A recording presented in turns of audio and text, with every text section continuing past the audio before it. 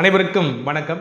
தற்சமயம் தமிழக அரசியல் களத்தில் பரபரப்பாக பேசப்படக்கூடிய செய்தி என்னன்னு கேட்டிங்கனாக்கா, அமமுக இருக்கு இல்லையா, அம்மா மக்கள் முன்னேற்ற கழகம், அந்த கட்சியினுடைய பொதுச் செயலாளர் மரியாதைக்குரிய டிடிவி தினகரன் அவர்கள் அதிமுகவில் இணைய போகிறாரு. அதாவது அமமுகவை அதிமுகவோடு இணைச்சிட்டு அதிமுகவில் இவர் பணியாற்ற போகிறாரு, அரசியலில் ஈடுபட போகிறாரு, அதிமுகவிலேயே இருக்க போகிறாரு, பயணிக்க போகிறாரு அப்படிங்கிற மாதிரிலாம் சொல்லப்படுது. இந்த செய்தி உண்மையா அப்படிங்கிறத தெரிஞ்சுக்கிறதுக்காக நம்ம கட்சியினுடைய இந்த வட்டாரங்கள் இருக்குல்ல, அதிகார வட்டாரங்கள் இருக்குல்ல, அங்கே இருக்கக்கூடிய ஆட்கள் மூலமாக நம்ம சில விஷயங்களை விசாரித்தப்போ அதற்கான முயற்சிகள்லாம் போய்கிட்டு இருக்கு. அமமுகவும் அதிமுகவும் இணைவதற்கான வாய்ப்பும் சூழலும் அமைஞ்சிருக்கு. பேச்சுவார்த்தைகள்லாம் போய்கிட்டு இருக்கு. அதாவது என்ன பேச்சுவார்த்தை போகுனாக்கா, ஒருவேளை டிடிவி தினகரன் அவர்கள் அதிமுகக்குள்ளே வராருனாக்கா அவருக்கு என்ன மாதிரியான பதவி வழங்கப்பட போகுது, துணை பொதுச் செயலாளரா இல்லை இணை பொதுச் செயலாளரா, இப்படி ஒரு அதிகார மையமாக அவர் மாறணும் தான் அவரும் ஆசைப்படுவார். அதே சமயம் எந்த ஒரு தலைவரும், அதாவது யாராக வேணா இருக்கட்டும், ஒருத்தவங்க ஒரு கட்சியை வழி நடத்துகிறாங்கனாக்கா தங்களுடைய பொசிஷனை சேலஞ்ச் பண்ணுற மாதிரி யாரையும் வச்சுக்க மாட்டாங்க. அந்த பொசிஷன் கூட சேர்ந்து அதற்கு இணையான பொசிஷனோ இல்லை அதை விட அதற்கு அடுத்தபடியான ஒரு பொசிஷனையோ கொடுத்து தங்களோட பயணிக்கட்டும் அப்படின்னு தான் ஆசைப்படுவாங்க. ஏன்னா அதுதான் தலைமைக்கான பண்பும் கூட. ஏன்னா தன்னால் முடியாதுன்னு சொல்லிட்டு விலகும் பொழுதே அவங்க ஒட்டுமொத்தமாக தலைமைக்கான பண்பை இழக்கிறாங்க அப்படிங்கிறது தான் பொருள். அந்த வகையில் அதிமுகவில் இந்த பேச்சுவார்த்தைலாம் போய்கிட்டு இருப்பதா சொல்லப்படுது. டிடிவி தினகரன் அவர்களும் அதற்கு இசைந்து வந்திருப்பதாகவும் தகவல்கள் நமக்கு வந்துகிட்டு இருக்கு. நான் டிடிவி தினகரன் அவர்கள் குறித்த மதிப்பீடை நான் ஏற்கனவே வச்சிருக்கிறேன். அதாவது இன்னைக்கு இந்த இணைப்பை பற்றிலாம் பேசிக்கிட்டு இருக்காங்க. இந்த இணைப்புக்கெல்லாம் முன்னாடியே, தேர்தலுக்கெல்லாம் முன்னாடியே நான் டிடிவி தினகரன் அவர்களை பற்றி என்ன சொன்னேன்னாக்கா, தினகரனை பொறுத்த வரைக்கும் அவருக்கு ஒரு மனக்கசப்பு, உட்கட்சியில் பூசல், வெளியில் போயிட்டு ஒரு கட்சியை தொடங்குறாரு, அந்த கட்சியை கைப்பற்றணும்னு நினைக்கிறாப்புல. அதிமுகவை கைப்பற்றணும், அதிமுகவினுடைய தலைமைப்படத்துக்கு போகணும் அப்படிங்கிறது அவருடைய கனவாக ஆசையாக இருக்குது. காரணம், அந்த கட்சிக்குள்ளார அவர் புறக்கணிச்சிருக்கிறாங்க சில ஒரு குறிப்பிட்ட ஆட்கள், கட்சிக்காக உழைத்தவர்கள் தான் அவங்களும், அவங்க எல்லாரும் சேர்ந்து இவரை வெளியேற்றம் செய்கிறாங்க அப்படின்னும் பொழுது அந்த இடத்துல முரண்பட்டு நிற்கிறாப்புல. ஆனாலும் கூட பாருங்கள், 2021 19 தனியாக எலெக்ஷனை ஃபேஸ் பண்ணுறாரு, 21 நான் அதிமுகவோட கூட்டணி வைக்க தயார் அப்படிங்கிற புள்ளிக்கு அவர் நகர்றாருனாக்கா அவருக்கு எந்த இடத்துலையும் அதிமுக உழுத்தணுங்கிற நோக்கம் கிடையாது. உள்ள தனிநபர்களுக்கு மத்தியில் அந்த பூசல் இருக்கே தவிர அதிமுகங்கிற கட்சியின் மீதான பற்றுதல் அவருக்கு குறையல அப்படிங்கிறதான் இன்னைக்கு வரைக்குமான என்னுடைய பார்வை இருக்குது. அவருடைய செயல்பாடுகளும் அப்படிதான் இருக்கு. 21 அவரே வர்றதுக்கு தயாராக இருந்தார். அன்னைக்கான சூழலில் எடப்பாடி பழனிசாமி அவர்கள், இன்றைய பொதுச் செயலாளர் அவர்கள் அதற்கு இசைந்து கொடுக்கல அப்படிங்கிற மாதிரி சொல்லப்படுது. அப்புறம் 26 அவர் இணைகிறாரு அப்படிங்கிற சூழல் நம்ம பார்க்குறோம். ஆக டிடிவி தினகரன் என்னைக்கும் அதிமுகவுக்கு எதிராக செயல்பட மாட்டார் அப்படிங்கிறத நம்பலாம்னு எனக்கு தோணுது. அப்படியாகத்தான் நான் அவரை மதிப்பிடுறேன். ஆக அந்த வகையில் அவர் உள்ள வராரு அப்படின்னாக்கா என்ன சாதக பாதகம் அப்படிங்கிற கேள்வி இருக்குல்ல. தொண்டர்கள் ஏற்றுப்பாங்களா, ஏற்றுக்க மாட்டாங்களா? ஏன்னா இந்த பேச்சுவார்த்தைலாம் போதுங்கிறது ஓரளவுக்கு நமக்கு தகுந்த வட்டாரங்கள்ல இருந்து நமக்கு செய்திகள் கிடைக்குது. அப்போ தொண்டர்கள் ஏற்றுப்பாங்க, நிச்சயமாக தொண்டர்கள் ஏற்றுப்பாங்க. இப்போ அதிமுக தொண்டருடைய மனநிலை என்னவா இருக்குனாக்கா, அதிமுகவை யாரெல்லாம் ஏற்றுக்கொள்கிறார்களோ, அதிமுக மீது விசுவாசம் வைத்திருக்கிறார்களோ அந்த கட்சியை அழிக்க வேண்டாம், இல்லை யாரும் அழித்து விடக்கூடாது அப்படின்னு நினைக்கிறாங்களோ அவங்க எல்லாரும் உள்ள வரட்டும், உள்ள அதிமுகவுடைய கரங்களை வலிமைப்படுத்தணும் அப்படிங்கிறது தான் அவங்களுடைய எண்ணமாக இருக்குது. அப்போ டிடிவி தினகரன் வந்தால் நிச்சயமாக தாராளமாக ஏற்றுப்பாங்க. நானுமே டிடிவி தினகரன் அவர்கள் எப்படி பார்க்குறேன்னாக்கா, ஒரு தனியாக ஒரு கட்சி வச்சு குக்கருங்கிற ஒரு சின்னத்தில் போட்டி போடுறது அவருக்குமே வலிமை கிடையாது அப்படிங்கிறது தான் என்னுடைய பொருளாக இருக்குது. ஏன்னா கடந்த தேர்தலே பார்த்து ரிசல்ட் என்னவாச்சுன்னு சொல்லிட்டு, ஒருவேளை அவர் தன்னுடைய கட்சியை அதிமுகவோடு இணைத்து ஒரு 4-5 ஆண்டுகள் தென் மண்டலங்களை சுற்றி வராரு, அதாவது தென் மண்டலம் அப்புறம் தஞ்சை மண்டல பகுதிகளெலாம் சுற்றி வராரு அப்படின்னாக்கா அவருக்கு ஒரு முக்கியமான பதவி வழங்கப்பட்டுனாக்கா ஒரு பெரிய கன்சால்டேஷன் அவரால் உருவாக்க முடியும் அப்படிங்கிற நம்பிக்கை இருக்குது. ஏன்னா தொடர்ச்சியாக ஒரு 24 மணி நேரமும் அவர் அரசியல் களத்தில் இருக்கார், ஒரு ஆக்டிவான லீடராக இருக்காருனாக்கா அவருக்குன்னு சில தனித்திறன்கள்லாம் இருக்குது. அரசியலில் சோபிக்கிறதுக்கான எல்லா கேப்பபிலிட்டியும் இருக்குன்னு நினைக்கிறேன். ஏன்னா மீடியாவை நல்லா ஹேண்டில் பண்ணுறாரு, தக்க பதிலடி கொடுக்குறாரு, இப்படி சில சாதகமான விஷயங்கள்லாம் அவர்கிட்ட இருக்கிறப்ப நிச்சயமாக அவருக்கு பொறுப்பு வழங்கப்பட்டு அவர் அதிமுகவில் களமாட்டினா அது அவருக்கும் ஆரோக்கியமான விஷயம்தான், அதிமுகவுக்கும் ஆரோக்கியமான விஷயம்தான். நான் எந்த புள்ளியிலேருந்து சொல்கிறேன்னாக்கா, அவர் ஒருபோதும் அதிமுகவுக்கு எதிராக போய் நிற்க மாட்டாருங்கிற நம்பிக்கையில் முழுமையாக அதை வெளிப்படுத்துகிறேன். சரி, சசிகலா அவர்கள், என்னை பொறுத்த வரைக்கும் சசிகலா அவர்களை சேர்த்து தான் அந்த கட்சி வளர்க்கணும் அப்படிங்கிற எண்ணம் இல்லை. ஏன்னா சசிகலா அவர்களை பொலிட்டீஷியனாகவே நம்ம வந்துட்டு பார்த்தது கிடையாது. அவங்க பொலிட்டீஷியனாக உருமாறினதே அம்மையார் ஜெயலலிதா அவர்கள் இறந்த பிறகு தான்.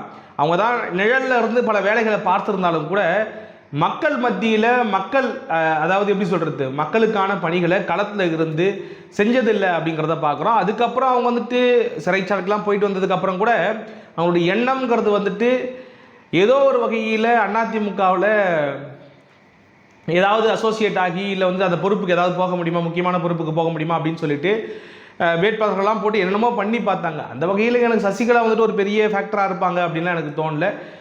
மேபி சசிகலாவும் விருப்பப்பட்டால் சசிகலாவை வந்துட்டு வேணால் ஏதாவது கௌரவ பொறுப்பு கொடுத்து பெரிய அதாவது எப்படி சொல்கிறது, முடிவுகளை எடுக்கக்கூடிய பொறுப்புகள்லாம் இல்லாமல் ஒரு கௌரவமான ஒரு பொசிஷனில் உட்கார வைக்கலாமே தவிர மற்றபடி சசிகலாவுக்கு முக்கியத்துவம் கொடுக்கணுமான்லாம் எனக்கு தெரியல.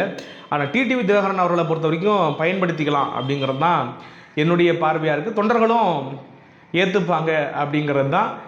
ஏன்னா இன்றைக்கி வந்துட்டு நம்ம நிறைய சூழல் மாறி இருக்குது. அதிமுகவில் யாரெல்லாம் சேர்ந்து டிடிவி தினகரனை வெளியேற்றினாங்களோ, யாரெல்லாம் சேர்ந்து ஓபிஎஸ் அவர்களை வெளியேற்றினாங்களோ, இன்றைக்கி எல்லாரும் வந்துட்டு திரும்ப எடப்பாடி அவர்களுக்கு எதிராக நிற்கிறாங்க. எடப்பாடி அவர்களுக்கு எதிராக நிற்கிறத நான் குறையே சொல்ல மாட்டேன், அது தப்பும் கிடையாது.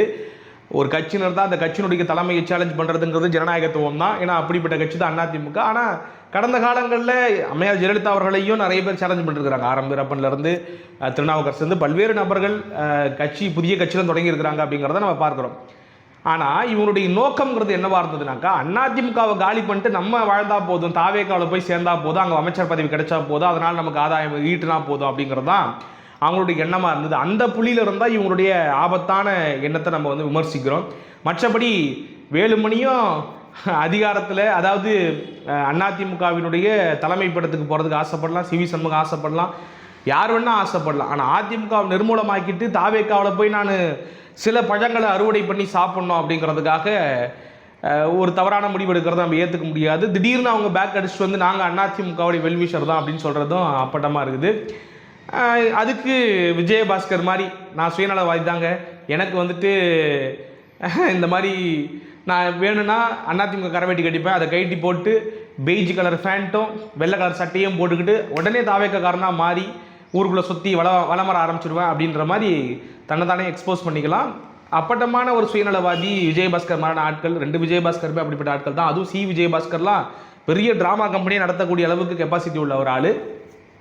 ஆக இவர்கள் எல்லோரும் வெளியேறுகிற இந்த சூழலில் நிச்சயமாக டிடிவி தினகரனுடைய அந்த இன்சர்ஷன் கட்சிக்குள்ளார அவரை வந்துட்டு அமர வைக்கிறதுங்கிறது ஆரோக்கியமான ஒன்று தான். அந்த 2 கட்சியும் இணையுது அப்படின்னாக்கா மேபி அவர் போயிட்டு தென் மண்டலத்தில் மதுரை, தேனி, குறிப்பாக அவர் சார்ந்த சமூகம் இருக்கக்கூடிய இடங்களில் போயிட்டு ஒரு மைக்ரோ பாலிடிக்ஸ் பண்ணுறாரு, இளைஞர்களை திரட்டுறாருனாக்கா மேபி இந்த யோசனை கூட இருக்கலாம். நாளைக்கு வந்துட்டு இதுவே நாளைக்கு ஆபத்தாக போகுமா, ஒரு கட்சி வந்துட்டு நாளைக்கு என்ன நடக்க போகுது, அடுத்த வருஷம் நடக்க போகுது, 10 வருஷம் கழிச்சு என்ன நடக்க போகுது அப்படிங்கிறத பற்றிலாம் யோசிச்சுக்கிட்டு இருக்கக்கூடாது. வருகின்ற தேர்தல்களில் அதிமுகவை எப்படி உயிர்ப்போட வச்சுக்க முடியும், அதிமுக வெற்றிக்கணி எப்படி ஈட்ட முடியும்? ஏன்னா அதிமுகவை வந்துட்டு அவ்வளவு தாங்கி பிடிக்கிறாங்க தொண்டர்கள். அப்போ அந்த தொண்டர்களுடைய அயற்சிக்கு வித்திடக்கூடாது, தொண்டர்கள் ஒருபோதும் அயற்சி அடைஞ்சிடக்கூடாது. அவங்களுடைய அந்த உறுதிப்பாடுக்கு வலிமை சேர்க்கக்கூடிய அளவில் தலைமை ஏதோ ஒரு முடிவு எடுத்து யாரையோ ஒருத்தவங்கள உள்ளே சேர்த்து வேலைகள்லாம் பார்க்க வேண்டிய கட்டாயம் இருக்குது. ரெண்டாவது, அதிமுகவுக்குன்னு சொல்லிட்டு நிறைய பேர் வேலை பார்க்க தயாராக இருக்கிறாங்க. ஆனால் அதற்கான சரியான வழிகாட்டுதலும் டைரக்ஷனும் கட்சிக்குள்ளார இருக்கா? இப்போ திமுகவில் ஒரு எக்கோசிஸ்டம் இருக்குது, ஒரு சூழல் இருக்குது. ஒரு அட்வொகேட் விங் இருக்கிறாங்கனாக்கா அந்த அட்வொகேட் விங் எல்லாருக்காகவும் போயிருக்கிறாங்க. அதே போல் அதிமுகவில் ஒரு சூழலை உருவாக்கணும். 80 மாதிரியான நாட்கள்லாம் இருக்கிறாங்க. அவங்களாம் வந்துட்டு இன்னும் கூட இளைஞர்களை ஊக்கப்படுத்தி அவங்களுக்காக நிற்கிறதா இருக்கட்டும், இந்த மாதிரியான விஷயங்கள்லாம் பண்ணாங்கனாக்கா அதிமுக ஆட்டோமேட்டிக்காக அவ்வளோ அழகான ஸ்ட்ராங்கான பேஸ் இருக்கக்கூடிய ஒரு கட்சி. இந்த தேர்தலில் கூட மிகப்பெரிய மார்ஜினில் நிறைய வெற்றியை பெற்ற ஒரு கட்சி. அது வெற்றி பெற்ற அந்த 47 இடங்களுமே வந்துட்டு சில இடங்களை தவிர்த்து மற்ற எல்லா இடங்கள்லையும் பெரிய மார்ஜினில் ஜெயிச்சிருக்காங்க. கிராமப்புற பகுதிகளில் இன்னமும் வலுவாக தங்களுடைய ஓட்டு வங்கி வைத்திருக்கக்கூடிய ஒரு கட்சியாக அதிமுக இருக்குதுங்கிறத பார்க்குறோம். அப்போ அந்த வகையில் ரொம்ப சரியான சில முடிவுகளை எடுக்கணும். டிடிவி அவர்களும் மரியாதைக்குரிய பொதுச் செயலாளர் இபிஎஸ் அவர்களும் சேர்வதுக்கு என்பது நல்ல விஷயம்தான்.